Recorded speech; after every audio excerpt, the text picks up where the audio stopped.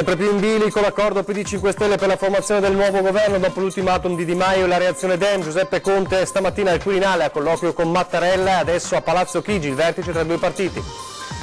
Ieri sera intanto la festa della Lega Conselve nel Padovano, il Carroccio invoca il voto contro l'inciuccio e prepara le manifestazioni. Salvini scarica Forza Italia, non abbiamo bisogno di alleati, Zaia dal palco in piazza per la rivoluzione. Tragedia nella zona del Garda, 27enne lombardo scivola su un sentiero e precipita per una decina di metri, il corpo recuperato in tarda serata. La rabbia dei sindacati per l'ennesima morte sul lavoro, la 23esima in Veneto, ieri sera la tragica fine di un 48enne trevigiano schiacciato da un bancale. Una sigaretta negata scatena la derisione e gli insulti di alcune ragazzine a Jesolo, bersaglio un coetaneo di colore, le parole postate su Instagram, sdegno sul web. La rabbia e le lacrime delle mamme di bimbi asmatici da tutto il Veneto contro l'ipotesi di chiusura dell'istituto di Misurina.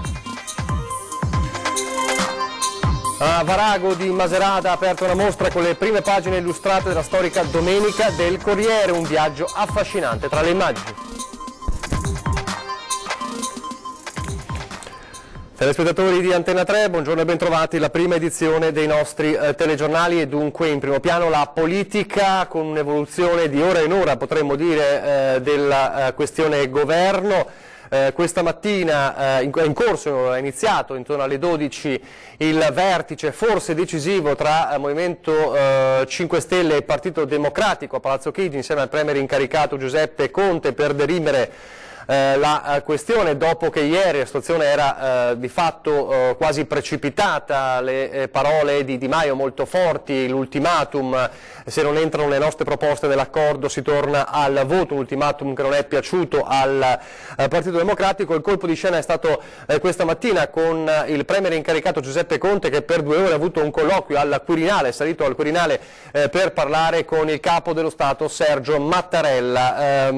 Fonti parlamentari dell'ANSA, citate dall'ANSA, hanno parlato anche di un Conte pronto alla rinuncia, ma a quanto pare il professore pugliese, l'avvocato Giuseppe Conte, sembrerebbe voler andare avanti e tutto dipenderà da questo vertice che appunto è in corso in questo momento a Palazzo Chigi. Questa è la situazione a Roma e ovviamente anche il Veneto sta a guardare. Ieri sera a Conselve la festa della Lega, siamo nel Padovano e ci sono state ovviamente la richiesta, l'appello a tornare al voto contro quello che viene definito l'inciuccio tra PD e 5 Stelle. Le parole più forti sono arrivate dal governatore Luca Zaia. Aspetto tutti in strada e tutti pronti per la rivoluzione. Grazie a tutti, mi raccomando, essere... Nella serata di Salvini, che per la prima volta partecipava a una festa di partito dopo l'inizio della crisi, a rubare in parte la scena al capitano leghista e al governatore Luca Zaia, che appoggia le scelte fatte da Salvini declinandole in chiave veneta. Veneti che chiedevano da tempo di rompere l'alleanza coi grillini, sostiene Zaia, con tutti quei no alle grandi opere, addirittura alle Olimpiadi. I cittadini incontrati da Zaia gli ripetevano sempre la stessa domanda. Dicendomi, quando sai che muoviamo i grillini? Oh, che abbiamo fatto o no? Rivoluzione, parole forti, un richiamo a scendere in piazza che pochi minuti dopo essere state pronunciate scatenano le reazioni indignate del Partito Democratico. Che anche Zaia però alzi i toni è un fatto significativo. Inoltre c'è un obiettivo preciso, riportare l'attenzione sul nord, sul nord-est in particolare, che il governatore e la Lega vogliono al centro delle scelte politiche presenti e future. Nessuno può pensare, dicono, di decidere le sorti dell'Italia senza mettere il Veneto in primo piano. Noi abbiamo due grandi appuntamenti, il 15 settembre a Pontida e il 19 a Roma, e piazze deve essere piene, non si discute. Aspetto tutti in strada e tutti pronti per la rivoluzione. Grazie a tutti, mi raccomando, Queste le parole di Zaia, al suo fianco, come avete visto sul palco, c'era anche Matteo Salvini.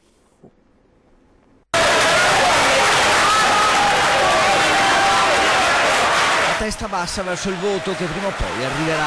Nel bagno di folla per Matteo Salvini alla festa della Lega di Conselve non mancano i messaggi alle altre forze politiche e così anche Forza Italia e Silvio Berlusconi finiscono nel mirino del leader leghista. Oggi l'essere attaccato sia da Renzi che da Berlusconi mi convince che siamo l'unica vera, reale forza di cambiamento in questo paese, quindi andiamo avanti come treni. Poi se vogliono occupare le poltrone per qualche mese senza far nulla, ne renderanno conto agli italiani.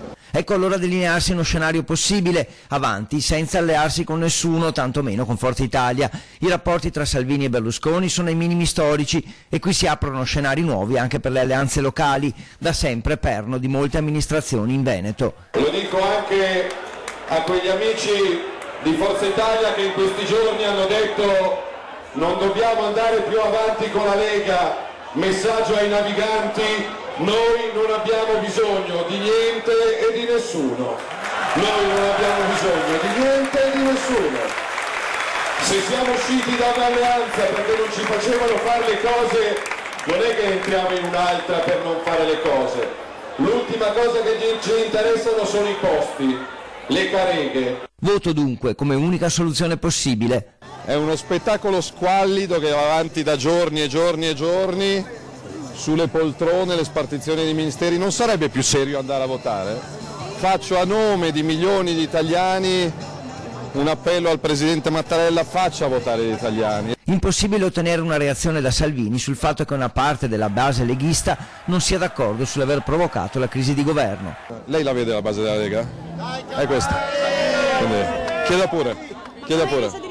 Quanto all'autonomia, il ministro Stefani lancia un messaggio e un avvertimento a chi le succederà nell'incarico di trattare con le regioni le richieste cardine del suo ministero.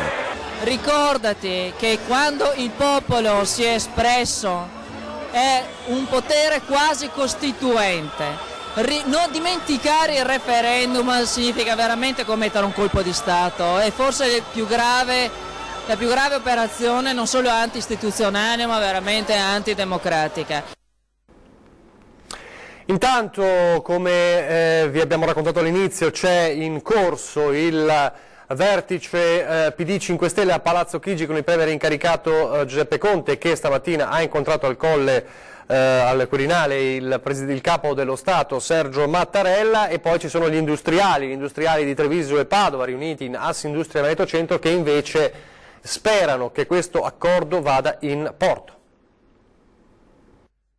Quello che succederà con questo governo sarà che ci sarà quella massima attenzione verso le imprese e verso dei risultati che questo Paese si sta aspettando. È positiva verso il nuovo governo e l'attenzione al mondo produttivo la Presidente degli industriali di Treviso e Padova, che non rinuncia ad una stoccata al precedente esecutivo. Il governo precedente non ha sempre dimostrato di essere amico degli industriali ed infatti da questo punto di vista, che poi non essere amico degli industriali significa anche non fare gli interessi dell'Italia, e comunque sia io mi auguro che questo governo ponga l'attenzione verso quelli che sono i temi economici di questo Paese, anche perché è l'unico modo per poter ripartire. Tra i provvedimenti attesi dagli industriali di Treviso e Padova è il taglio del cuneo fiscale, ovvero meno tasse sugli stipendi. Che però dovrebbe essere legato alla produttività. Noi abbiamo un deficit competitivo dovuto a una bassa produttività delle imprese, ecco, questo andrebbe effettivamente affrontato come proprio un indirizzo che lo Stato stesso dovrebbe dare. Produrre di più è meglio quindi, in un Paese dove per la Presidente Piovesana deve continuare il processo verso un ripensamento complessivo del sistema fiscale, ma soprattutto verso un'autonomia regionale. Sulla flat tax, compatibilmente con quelli che sono i vincoli di bilancio, effettivamente sarebbe un'innovazione non banale. Dopodiché sul tema dell'autonomia sicuramente va ripresa, bisognerà vedere quante devono essere le materie, in quanto tempo questa potrà essere realizzata e soprattutto bisognerà trovare un consenso che sia a livello nazionale, altrimenti rivedremo un pochino quel film che abbiamo visto in questi 14 mesi e che di fatto ad oggi non ci ha portato da nessuna parte. Adesso lasciamo la politica e la cronaca, ci parla del recupero del corpo purtroppo senza vita del giovane escursionista 27enne di Mantova che era scomparso ieri pomeriggio nella zona del Garda. Il recupero del corpo è avvenuto in tarda serata, il giovane era partito per un'escursione da solo. Aveva inviato anche alcune foto alla sorella con immagini dei sentieri percorsi, poi è scivolato molto probabilmente in un sentiero ed è precipitato per una decina di metri. Per lui purtroppo nulla da fare anche per il 48enne di Paese, nel Trevigiano, morto ieri pomeriggio a Istrana nell'ennesima morte sul lavoro in Veneto. Si sapranno nei prossimi giorni le cause dell'ennesimo incidente mortale sul lavoro in Veneto e nella Marca. Teatro della tragedia che si è consumata nel tardo pomeriggio di ieri il piazzale della LD Plast di via Montello a Pezzan di Strana. Vittima Marzio Borsato, 48 anni, di Padernello di Paese, operaio travolto da un bancale di materiale plastico che la ditta usa per realizzare principalmente cassette per l'agricoltura. Tutto è accaduto intorno alle 17 quando Borsato stava lavorando nella zona adibita a magazzino. D'un tratto i colleghi hanno sentito un forte rumore e poco dopo si sono accorti dell'uomo a terra sotto ad un cumulo di plastica grezza. Subito sono stati allertati i soccorsi e in pochi minuti è arrivato l'elicottero del SUEM di Treviso. Nonostante la tempestività nulla hanno potuto fare i sanitari se non constatare il decesso dell'operaio, il corpo del quale è stato ricomposto dai vigili del fuoco giunti immediatamente sul posto. Al momento non è chiara la dinamica dell'incidente, anche se l'ipotesi più probabile sarebbe quella di un errore di manovra dello stesso Borsato. Saranno i tecnici dello Spisal e i carabinieri a stabilire l'esatta causa dell'incidente, per il quale il magistrato potrebbe chiedere l'autopsia sul corpo dell'uomo prima di dare il nulla osta per i funerali.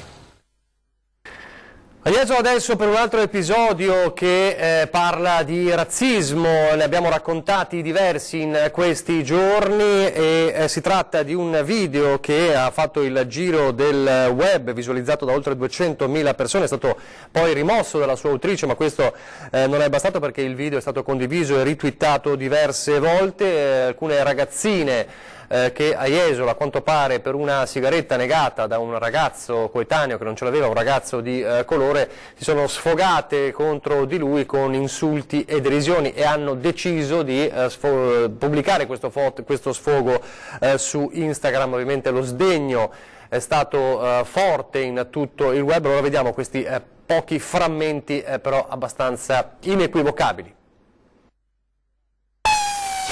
Pezzi di merda! Negra, prendi il barcone e torna a Lampedusa. Negro. Questo è il video che ha le parole soprattutto che hanno fatto indignare il web all'indirizzo del giovane di colore accaduto, vi dicevamo, a Jesolo. Jesolo invece che è in lutto per la morte di Piero Santin, noto avvocato che aveva lo studio nella centrale Piazza Brescia, rimasto vittima di un tragico incidente stradale avvenuto a Caposile ieri pomeriggio. Il 60enne era in scooter insieme a una donna di 51 anni quando lo scooter si è scontrato, per caso è ancora in fase di accertamento, contro un camper e per l'uomo non c'è stato nulla da fare. Adesso torniamo a Misurine, torniamo al caso della ipotesi di chiusura per l'Istituto Pio X che cura le malattie del respiro, soprattutto l'asma, e torniamo a rivedere quelle lacrime forti delle mamme di tanti bambini che hanno questo problema, che invocano l'allontanamento della chiusura di questo istituto. Chi vuole chiudere non ha avuto un figlio asmatico, perché se hai un figlio asmatico qua non chiudi. Siamo saliti fino ai 1800 metri di quota di Misurina per incontrare le mamme dei bambini curati dall'equipe del Pio XII. Abbiamo incontrato occhi gonfi di pianto. Lo spettro della chiusura del centro salvavita incombe e lo smarrimento è generale. Siamo arrivati a Misurina e siamo davanti all'Istituto Pio XII, il centro di cui vi abbiamo parlato in questi giorni. Oggi ci sono qui riuniti i genitori che hanno portato i bambini in questo periodo in cura al centro di riabilitazione del respiro. Ilenia è una delle mamme che stanno lottando perché questa struttura resti aperta. Assolutamente sì, io conosco questo centro da circa 7 anni, hanno salvato la vita ai miei figli, in particolare al più piccolo perché nessuno riusciva a capire essere asmatico. Dalla provincia di Ferrara questa mamma ci racconta la storia dei suoi gemellini di 4 anni nati prematuri. Il mio piccolo Matteo la considera la sua casa di Misurina, perché lui quando arriva qua riesce a correre, a saltare, a giocare, a camminare, a casa fa metà scala, poi si siede e dice che è fatica. Da Roma a Misurina per aiutare una bimba di 3 anni e mezzo. Siamo venuti speranzosi di iniziare questi soggiorni di ricovero, insomma, per garantirle una qualità della vita migliore. Insomma, quest'anno lei non ha frequentato la scuola e anche questo è un diritto di ogni bambino, poter essere in salute per poter andare a scuola. Passa il Pio XII, la maggioranza dell'inverno un bimbo che arriva da Rosolina affetto da asma grave, che nella sua città è costretto a vivere costantemente attaccato alla bombola d'ossigeno. Casa non riesce a correre, non riesce a giocare a calcio, non riesce a fare le cose che fanno tutti i bambini, invece qua riesce. E quindi questa struttura per Massimo è molto importante perché ha già avuto un coma importante, un attacco di coma 4 anni fa. Ogni volta che c'è bisogno dell'autorizzazione per venire su trovi molti muri davanti e questo fa peggiorare la situazione del bambino. Ilenia da Preganziolo ribadisce: il Pio XII non è una casa vacanze come la si vuol far passare. Vedere tuo figlio faticare a respirare e dire mamma sto male, non riesco a respirare per un attimo non è facile. Siamo disposti anche a pagare il ticket, quello che è giusto che sia, ma che ci aiutino con dei fondi, che la Regione Veneto e che tutte le regioni anche non sempre intralcino le autorizzazioni sanitarie per ricoverare i bambini, perché a volte anche questo noi ci troviamo a vivere, è tanta burocrazia. Ma per la salute, soprattutto per la salute dei bambini, non è possibile tutto questo. Ancora caduti della prima guerra mondiale restituiti dalla montagna, stavolta in numero davvero eccezionale sul Grappa. La montagna ha restituito ancora dei corpi dopo i 5 austriaci ritrovati alcuni giorni fa, e questa volta dal Col del Cuc, località di Sereni del Grappa. 7 caduti sono tornati alla luce ad oltre un secolo dalle dure battaglie della Grande Guerra che si sono combattute sul massiccio. In meno di un mese quindi 13 soldati sul Monte Grappa, a cui si aggiunge un soldato anche a Livinallongo del Col di Lana. In tutti questi casi purtroppo non si è riusciti a dare un nome al caduto, anche se in un caso i carabinieri forestali della stazione di Caprile avevano rinvenuto una piastrina identificativa, ma non si tratta di quelle incise come durante la Seconda Guerra Mondiale. Qui dentro c'era un contenitore in metallo con il foglietto che purtroppo spesso con gli anni andava decomponendosi. I forestali di Fonzaso invece hanno rinvenuto resti non identificabili, informato il commissariato Norcaduti delle Forze Armate e provveduto al recupero dei corpi su autorizzazione dell'autorità giudiziaria. Di solito, per saperne qualcosa di più, si cercano reperti che possono identificare di quale esercito sia il caduto. Se si è fortunati si può anche capirne il reparto. Oppure il tempo e la montagna non lasciano più tracce. Abbiamo infatti seguito con grande attenzione, come ricorderete, il recupero di altri 2 soldati, uno italiano e uno austriaco, nella zona delle Melette sull'altipiano d'Asiago, il che tra l'altro porta a 16 ritrovamenti in un mese, un numero notevole, probabilmente dovuto anche ai tanti sconvolgimenti della tempesta Vaia. Probabilmente, ad oltre un secolo dalla fine della Grande Guerra e con le nuove tecnologie a disposizione, sarebbe il caso di iniziare a raccogliere queste preziose testimonianze, oltre che con l'onore dovuto ai caduti di tutte le nazioni, anche con metodi archeologici per poter ritrovare un maggior numero di informazioni sulla vita e la morte di questi soldati, sulla scorta di quanto fanno le autorità inglesi o francesi sul fronte occidentale, perché questi caduti sono testimoni di una storia che va raccontata in tutti i modi possibili.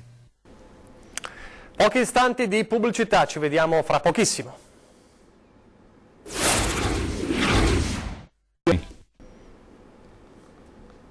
Rieccoci in studio in diretta, ripartiamo da Treviso, meglio da Ferrara, perché il sindaco leghista di Ferrara, per combattere lo spaccio di droga nei giardini pubblici, ha deciso di togliere le panchine dai giardini pubblici e sicuramente questo vi ricorda qualcosa. Da venerdì scorso via le panchine dai giardini pubblici. Non siamo a Treviso nella Marca, ma a Ferrara, dove la nuova giunta leghista ha messo al primo punto la sicurezza della città e la lotta allo spaccio. Una storia già vista, diremmo noi, del Sile, ma nuova per i cittadini in riva al Po, che come da copione non ha mancato di sollevare un fiume di polemiche. Da tempo la città degli Estensi è nella morsa dello spaccio, tanti punti caldi con i giardinetti sotto il grattacielo o di Corso Piave, dove lo scambio è quasi sfrontato. Il vice sindaco, segretario locale della Lega e assessore alla sicurezza Nicola Lodi, forte di una campagna elettorale a tolleranza zero, ha deciso di applicare la cura Gentilini, eliminando le panchine dove i pusher attendono i clienti, puntando sull'impossibilità di nascondere lo stupefacente in caso di controllo, ma soprattutto per stanchezza, visto che a questo punto il commercio dovrà essere fatto esclusivamente in piedi. E come per Treviso nel 1997 anche Ferrara si spacca tra chi è favorevole all'intervento e chi invece parla di sconfitta per aver levato un servizio ai cittadini senza peraltro aver eliminato la piaga della droga. Per Gentilini comunque è una nuova soddisfazione per azioni che hanno fatto scuola. Io ho precorso i tempi 25 anni fa e adesso tutti copiano. Perché levare le panchine per eliminare gli spacciatori? No, le panchine concorrono per gli sfaccendati e per coloro che non hanno un lavoro, che non rispettano la legislazione. E al Partito Democratico ferrarese, che contesta l'intervento, Gentilini ricorda come anche un sindaco comunista come Zanonato abbia nel 2007 di fatto levato le panchine di via Anelli per gli stessi motivi. Ma lo sceriffo di Treviso va oltre, ha anche un consiglio per gli emiliani del Po. Io ho sempre previsto il controllo della sicurezza. Adesso alla Mostra del Cinema di Venezia, dove oggi tra i tanti divi è anche il giorno di un atteso film, la rivisitazione della figura del Joker, il nemico di Batman, una rivisitazione molto particolare con Joaquin Phoenix, ma ci sono tanti altri appuntamenti. Allora Lorenzo Maier dal Lido di Venezia, dovremo avere in collegamento. Buongiorno a tutti. Buongiorno, eccoci. Allora, come dicevi giustamente Nicola, oggi è la giornata del film Joker, che è tra i più attesi di questa mostra, ma diciamo che tutto questo weekend, dopo il successo del film di Martone, accolto con 8 minuti di applausi in sala grande di Polanski, che ha superato la prova della critica e pubblica, tutto questo sabato e domenica sarà all'insegna dei grandi arrivi e del classico fuochi d'artificio del sabato e domenica centrale del festival. Oltre a Joaquin Phoenix abbiamo visto anche Monica Bellucci, oggi qui sulla terrazza dell'Excelsior da dove vi parliamo, e Pablo Larian e il maestro Costa Gavras, che sono anche loro molto attesi qui come presenze alla mostra. Il cinema italiano sta facendo parlare di sé, perché oltre ai 3 film in concorso sono 24 i registi italiani suddivisi nelle varie sezioni. Ricordiamo per noi veneti che domani è anche il giorno della presentazione ufficiale della Film Commission del Veneto, con il nostro direttore Luigi Baciagli in veste di presidente. benissimo, grazie a Lorenzo Maier per questo aggiornamento dal Lido di Venezia. Vedremo se piacerà il film su Joker, come è piaciuto il film su Polanski, anche quello di Mario Martone, 8 minuti di applausi ieri in sala. Adesso invece andiamo a parlare del prossimo fine settimana di settembre, che a Treviso vedrà una Treviso più sportiva che mai. Guardate perché. Assessore, ma perché avete deciso di portare un lago in piazzale Burchiellati? Perché vogliamo sempre offrire ai cittadini trevigiani qualche novità e non ci accontentiamo mai. Un lago in città. Sarà questa una delle attrattive del prossimo fine settimana, quando a Treviso si terranno le giornate dello sport. Un evento che si è raddoppiato rispetto alle scorse edizioni, sempre nella formula delle piazze a disposizione delle federazioni ed enti per promozionare le diverse discipline sportive.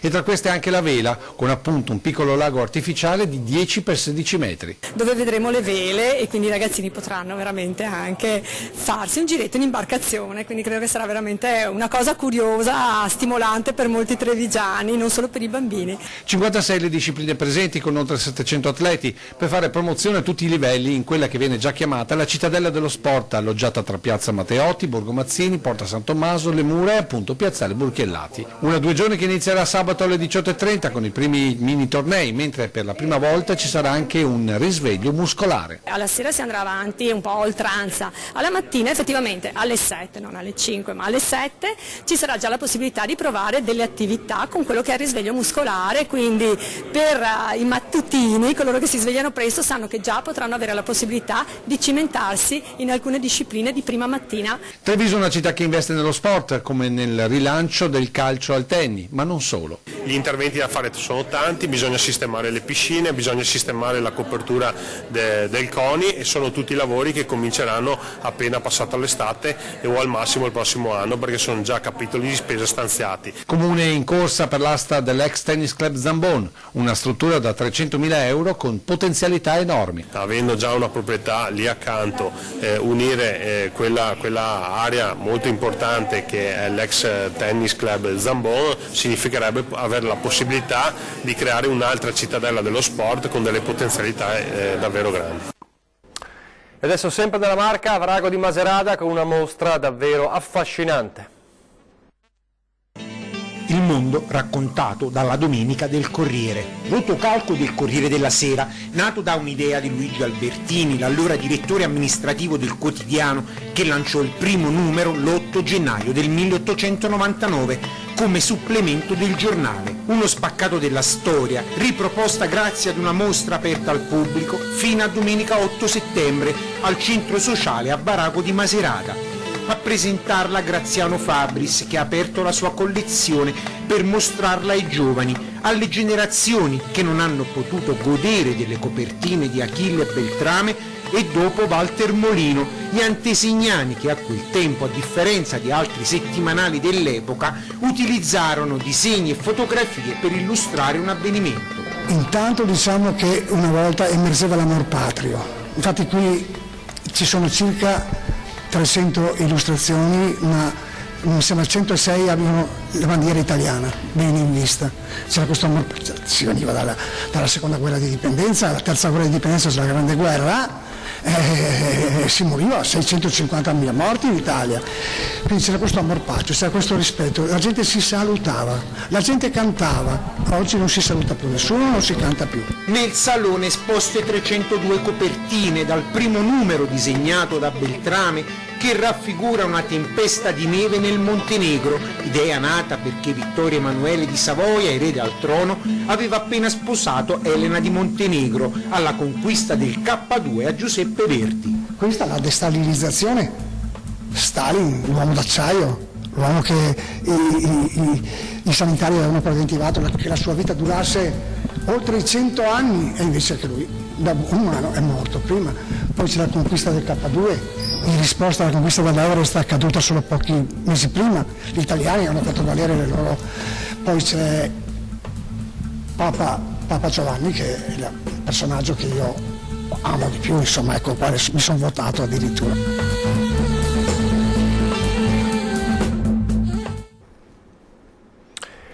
È davvero tutto, vi lascio alle previsioni del tempo, grazie per averci seguito, arrivederci.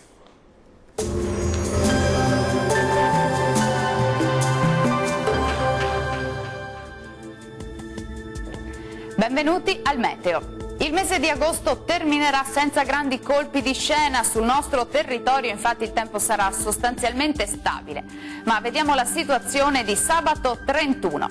Sul Veneto avremo maggiori spazi soleggiati al mattino, poi con il passare delle ore potrebbe verificarsi qualche temporale sulle Alpi e localmente potrà bagnare anche le pianure, specie quelle più occidentali. Migliorerà ovunque già in serata.